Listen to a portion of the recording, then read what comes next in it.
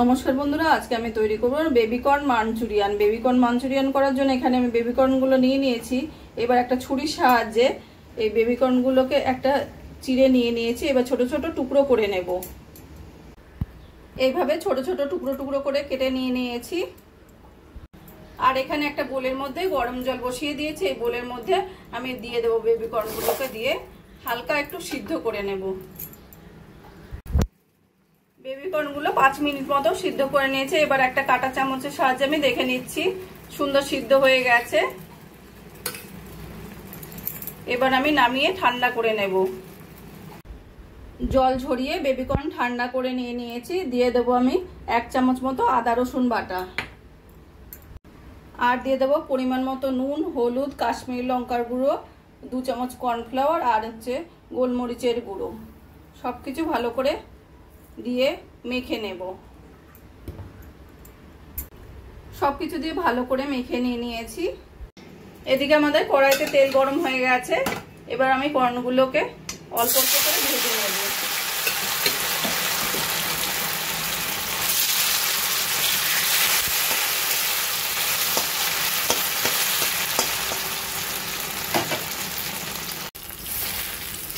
এই কর্নগুলো আমার ভাজা হয়ে গেছে।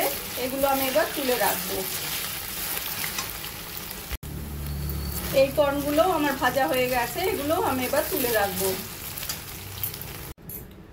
এবার ওই তেল থেকে একটু তেল তুলে রেখে তারপরে দিয়ে দেবো আমি কুচিয়ে নেওয়া রসুন, ক্যাপসিকাম আর পেঁয়াজ, আর একটা কাঁচা লঙ্কা।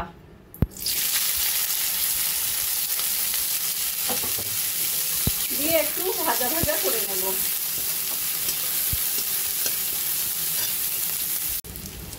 পেঁয়াজ ক্যাপসিকাম ভাজা হতে হতে দিয়ে দেবো আমি পরিমাণ মতো নুন, হলুদ, কাশ্মীরি লঙ্কার গুঁড়ো আর একটু গরম মশলার গুঁড়ো। যেহেতু পপকর্নগুলো নুন দিয়ে ভাজা, সেই জন্য আর বেশি নুন দিলাম না, অল্প করে একটু নুন দিলাম।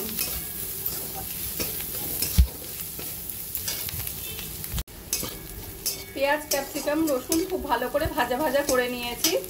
এবার দিয়ে দেবো আমি 4 চামচ মতো টমেটো সস। এখানে সব তোমরা আর কি চিলি সস, সয়া সস সবই দিতে পারো, আমি শুধু টমেটো সসটাই দিয়েছি। আর দিয়ে দেবো অল্প করে জল।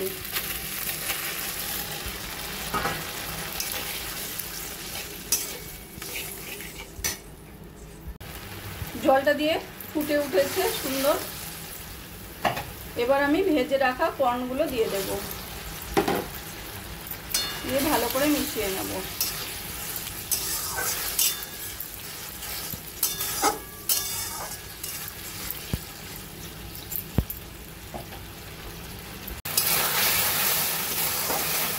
গ্রেভিটা শুকনো শুকনো হয়ে এসেছে।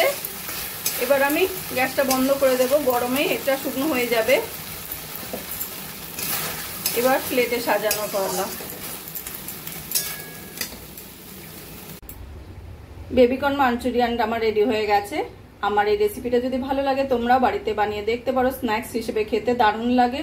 আর কমেন্ট করে জানাবে কেমন লাগলো। প্লিজ লাইক, শেয়ার ও সাবস্ক্রাইব করো। আর যদি ফেসবুক পেজ থেকে দেখো ফলো করে নিও প্লিজ।